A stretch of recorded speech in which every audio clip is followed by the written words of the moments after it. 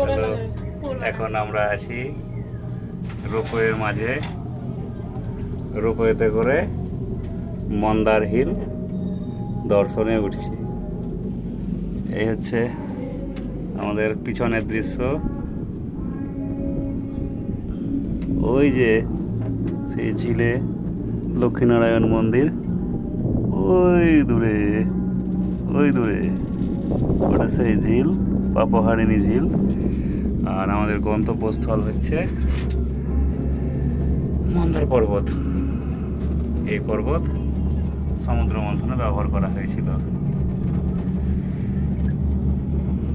আর মানুষ যারা উঠছে কষ্ট করে এই সিঁড়ি বেয়ে বেয়ে, এই হচ্ছে সিঁড়ি, আর এই হচ্ছে নিচের খাদ।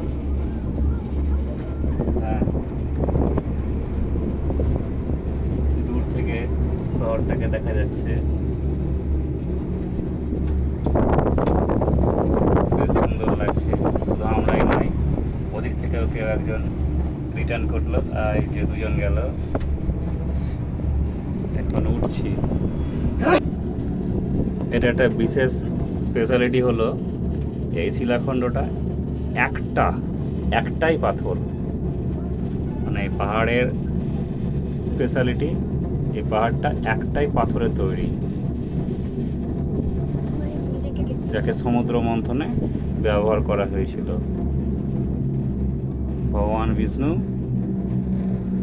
কূর্মরূপ অর্থাৎ কচ্ছপের রূপে ধারণ করে এই শিলাখণ্ডকে পিঠের ওপর নিয়ে সমুদ্র মন্থন করা হয়েছিল, এবং তা থেকে উঠেছিল অমৃত এবং হলাহল বিষ।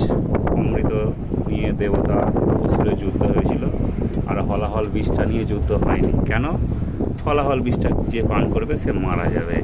তো ভগবান শিব সেই হলাহল বিষটা এক শঙ্খের মধ্যে নিয়ে পান করেছিল, এবং মান্যতা আছে সেই অমৃতের দুটো ফোঁটা ওই দূরের কুণ্ডে নাকি পড়েছিল, এবং ওই শঙ্খটা ওই কুণ্ডে লুকিয়ে রাখা আছে। যাই হোক, এই হচ্ছে আমাদের গন্তব্যস্থল। আমরা চলে এসেছি।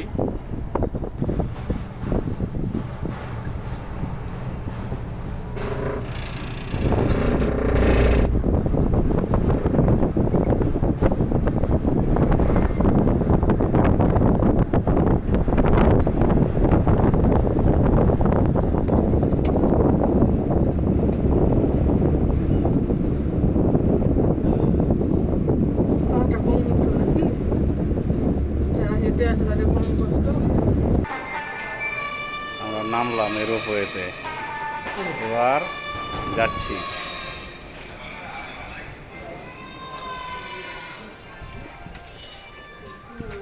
ওহ,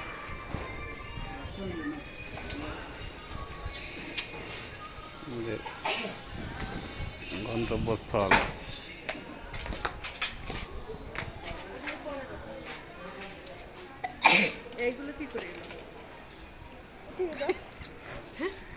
আচ্ছা, এগুলো কি রোপওয়েতে করে এসছে? এটাই আমার ভাবার কোশ্চেন বিষয়।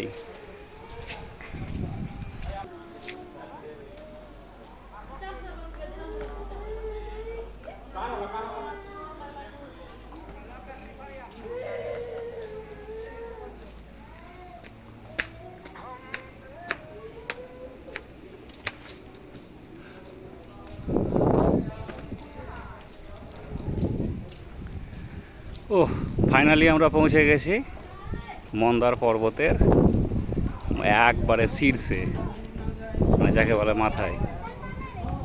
এটা একটা জৈন মন্দির, জৈন তীর্থঙ্করের একটা জৈন মন্দির। এটা প্রবেশ পথ। যাই হোক, ঢুকছি ভিতরে পরে। আচ্ছা, একটু বাইরের দৃশ্যটা। ও, প্রকৃতির সুন্দর রূপ। ও বাবা, এত সুন্দর যেটা দেখছি, বাও বাও আর বাও।